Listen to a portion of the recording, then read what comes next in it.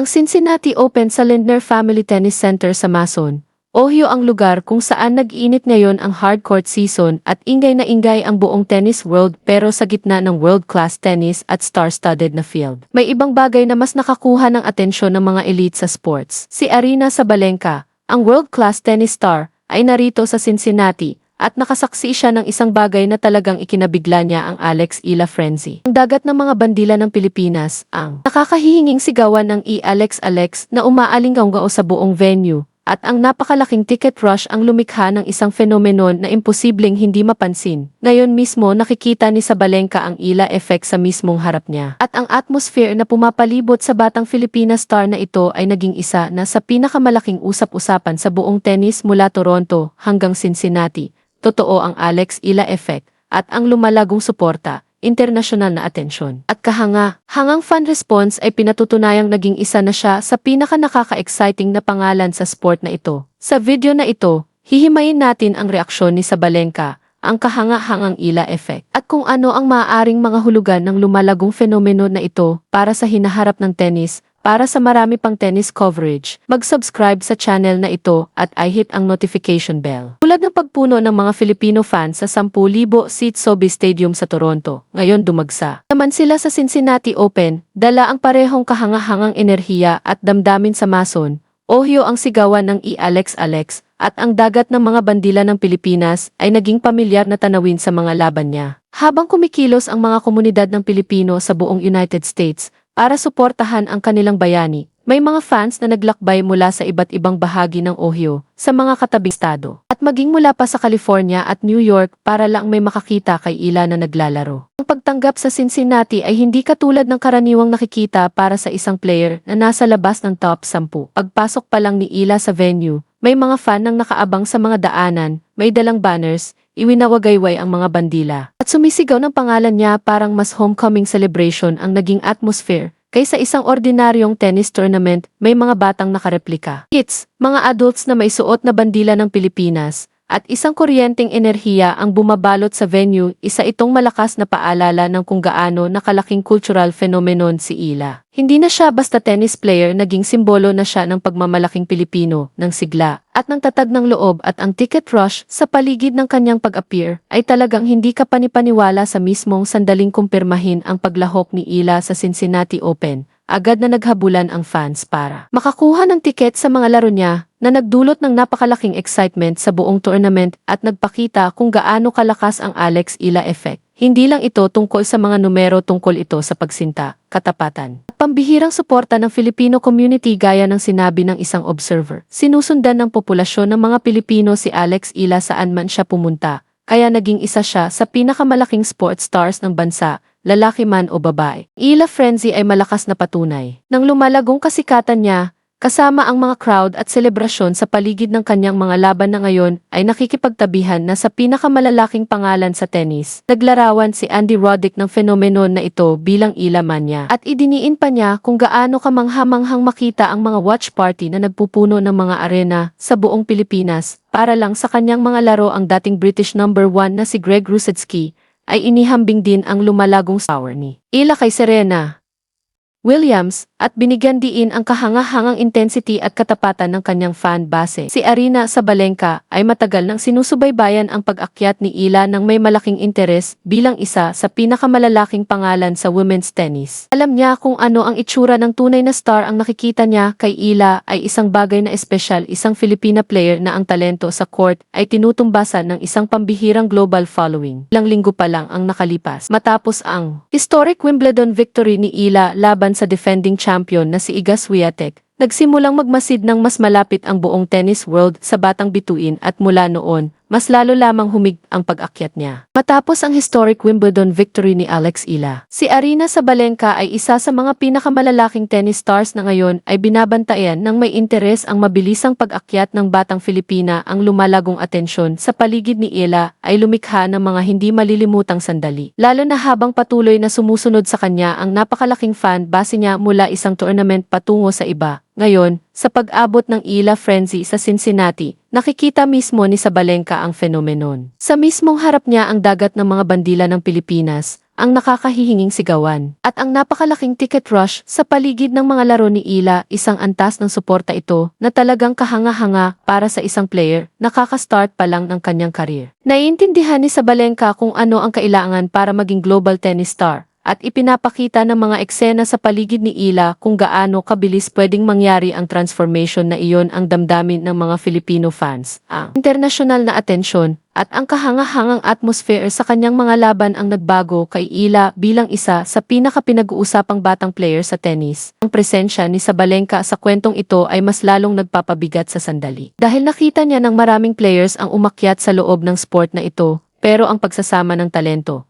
personalidad, at pambihirang suporta ng fans, kay Ila ay lumilikha ng isang bagay na totoong espesyal. Si Aryna Sabalenka ay naging saksi sa pag-akyat ng mga superstar at pagbagsak ng mga alamat sa buong karir niya. Pero ang intensity ng Alex Ila frenzy ay imposibleng ipagwalang bahala, isa itong malakas na patunay ng lumalagong kasikatan ni Ila at ng lakas ng Filipino community sa buong mundo.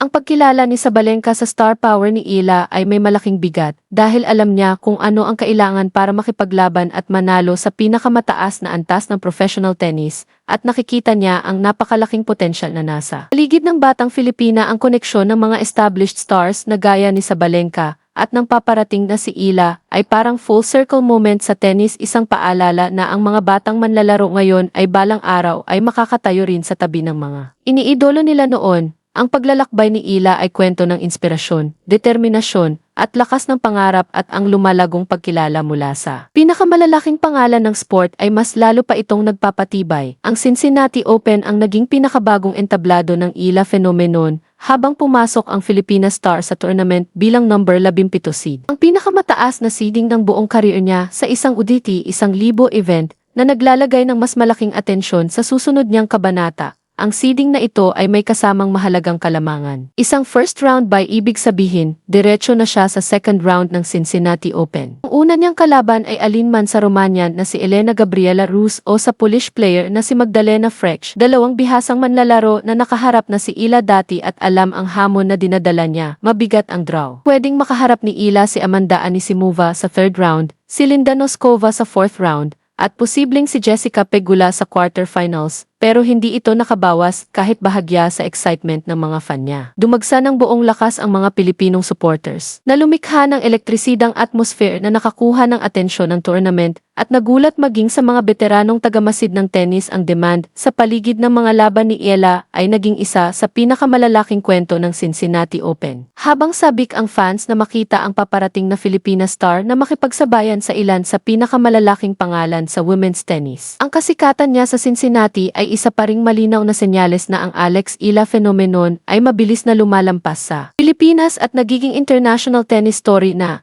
yakap ng Filipino community. Si Alex Ila bilang pambansang bayani, sinusundan ang kanyang paglalakbay sa buong mundo at ginagawang selebrasyon ng kultura, pagmamalaki at sigla ang bawat laban. Gaya na sinabi ng isang analyst, handang gastusin ng fans ang pinaghirapang pera nila para lang mapanood siya. Dahil mahal nila ang personalidad niya, humahanga sila sa laro niya. At talagang may special quality siya na nagpaparamdam sa mga tao na konektado sila sa kanya. Ang excitement sa paligid ni Ila ay umabot na sa Cincinnati, kung saan mahalagang bahagi ng paghahanda niya sa Open. Ang Cincinnati Open bilang huling major tune-up bago ang Grand Slam. Binibigyan siya ng tournament ng mahalagang pagkakataon para maka-adjust sa hard court conditions, makabuo ng kumpiyansa, at ipagpatuloy ang kahanga-hangang pag-akyat niya. Una rin itong pagtatakbo niya sa prestihiyosong event na ito matapos siyang umatras noong nakaraang taon dahil sa injury sa balikat. Habang nasa likod niya ang suporta ng libu-libong mainit ang pusong fans. Determinado si Ila na sulitin ang pagkakataong ito at ang lumalagong Ila frenzy ay nagpapatunay na mas malaki pa ito sa simpleng tennis phenomenon. Naging isang malakas na global movement ito na nakabuo sa paligid ng isa sa pinakamamaliwanag na sports stars ng Pilipinas. May excitement pang inihahambing sa napakalaking fan following na dating iniugnay sa mga bituing tulad ni Aryna Sabalenka. Malinaw na senyales ito na nagbabago na ang tennis. Kasama si Alex Ila na nagdadala ng ganap na bagong audience sa sport at nagbibigay inspirasyon sa isang masigasig at tapat na fan base na sumusunod sa kanya saan man siya magpunta. Ang tagumpay niya ay patunay na ang tennis ay maaaring talagang maging isang global na sport kung saan ang talento ay maaaring lumitaw kahit saan at maikuinto ang imahinasyon ng milyon-milyon gaya ng sinabi ni Andy Roddick. Dapat na mag-cheer ang lahat sa tennis para sa kanya dahil kung kayang magdala ni Ila ng daan-daang milyong bagong fans sa sport sa pamamagitan lang ng paglalaro niya. Sa huli iyon ay mahusay para sa tennis. Ang lumalagong kasikatan niya ay kumakatawan sa klaseng diversity na matagal nang hinihingi ng Mao. Lalo na sa isang sport kung saan ang mga top-ranked players ay tradisyonal na nakakonsentrate sa North America at Europe. Relatibong kakaunti ang nagawa ng Asia na makapasok sa pinakamataas na antas ng laro. At ang Pilipinas ay hindi pa nakalikha ng ganitong laki ng global tennis superstar, binabago iyon ni Ila. Yakap na may pagmamalaki ang kanyang Filipino heritage. Kinakatawan ang kanyang bansa ng may kumpiyansa at magsasalita pa sa sariling wika niya sa mga interview, kaya ramdam ng milyon-milyong fans sa kanyang bansa na sobrang personal ng kanyang tagumpay. Ang tagumpay na ito ang naglagay kay Alex Ila sa mga cover ng mga major publication sa buong Pilipinas, mula sa Vogue hanggang sa Tatler. Habang nakakakuha siya ng pagbati at paggalang mula sa mga Pilipino sa buong mundo, ang Ila effect ay hindi maikakaila. Sinabi ng tournament director na si Carl Halle na si Ila ang nagdala ng mahigit 5,000 ticket sales sa Toronto. Patunay kung gaano kalakas ang koneksyon niya sa fans na katulong siya sa pagpuno ng mga stadium, sa pagbubuklod ng global Filipino community, at sa pag-akit ng audience na lampas pa sa tradisyonal na tennis fans, kasama ang mga tao mula sa iba't ibang larangan na nahuhumaling sa kanyang karisma, personalidad, at inspiring journey. Kamakailan lang, pinuri siya ni Danielle Collins, sinabing mahal niya kung gaano kakomportable si Alex sa sarili niyang balat at kung gaano siya kabait talaga. Ang impact ni Ila ay kinilala rin ng mga kapwa star. Habang binanggit ni Jessica Pegula ang lumalagong impluensya niya sa kanyang runner-up speech sa Washington Open, samantala, kinilala rin ni Naomi Osaka ang kahangahangang sigla ng mga Pilipinong taga-suporta ni Ila. Sinabi rin ni Coco Gauff na tinatanggap niya ang lumalagong impact ni Ila. Patunay na napapansin ang pag-akyat niya hindi lang ng fans, kundi maging ng ilan sa pinakamalalaking pangalan sa women's tennis. Mahal ko na ang Alex Ila dahil dinadala niya ang isang buong bagong demographic sa KT Tour. At ang Ila effect ay binabago na ang tanawin ng women's tennis kung ilalarawan natin ito sa mas malawak na anggulo. Ang reaksyon ni Aryna Sabalenka sa Alex Ila frenzy sa Cincinnati ay ang pinakabagong kabanata sa isang kwentong nakabihag sa tennis world. Ang Filipina star na ito ay nagbago mula sa isang promising junior talent patungong isang global phenomenon. Nagpupuno ng mga stadium, nagbubuklod ng mga komunidad, at nagbibigay inspirasyon sa isang buong henerasyon. Ang paglalakbay niya mula sa isang batang babaeng unang humawak ng racket sa edad na 4 na taon pa lamang patungong pagiging top 20 player sa KT Tour ay patunay ng kanyang talento, determinasyon, at katatagan. Kahanga-hanga ang pag-akyat ni Ila. Noong 2022, naging kauna-unahang Filipino player siya na nanalo ng Junior Grand Slam title noong Marso 2025. Gumawa siya ng kahanga-hangang takbo hanggang sa semifinals ng Miami Open. Tinatalo sa daan ang 3 Grand Slam champions, kasama si Iga Swiatek noong 2026. Pinagpatuloy niya ang historic ascent niya na naging kauna-unahang Filipina na nanalo ng Grand Slam singles main draw match sa The Open. Pagkatapos, dumating ang breakthrough moment, ang una niyang UTT Tour singles title sa Washington Open. Ngayon, ang kahanga-hangang Ila frenzy sa Cincinnati ay isa na namang malakas na patunay kung gaano kabilis lumalaki ang kanyang impluensya. Sa loob man o labas ng court, nakamit niya ang career high seeding na number 17 sa isang UTT 1,000 event at trigger ng ticket rush na nagulat sa mga tournament organizer. Nakakuha rin siya ng papuri mula sa mga major tennis stars at legends, kabilang sina Aryna Sabalenka, Andy Roddick at Coco Gauff. Nanonood ang buong tennis world at napakaliwanag ng hinaharap para sa Filipina star. Ang pagkilala ni Sabalenka kay Ila bilang paparating na bituin ay tumama ng malalim kay Alex gaya ng sinabi ni Ila. Ang pagkomento ni Sabalenka sa post niya ay nangangahulugang kilala na siya nito at para sa kanya, panalo na iyon. Isang full circle moment ito para kay Ila. Isang paalala kung gaano na siya kalayo ang narating at gaano karami na ang kanyang narating sa napakaling panahon. Ngayon, ang Cincinnati Open ang susunod na kabanata sa kanyang kahanga-hangang kwento. Habang sabik na sabik ang mga fans sa buong mundo na makita kung ano pa ang kaya niyang gawin para sa marami pang tennis coverage at updates sa kahanga-hangang paglalakbay ni Alex Ila, mag-subscribe at i-hit ang notification bell.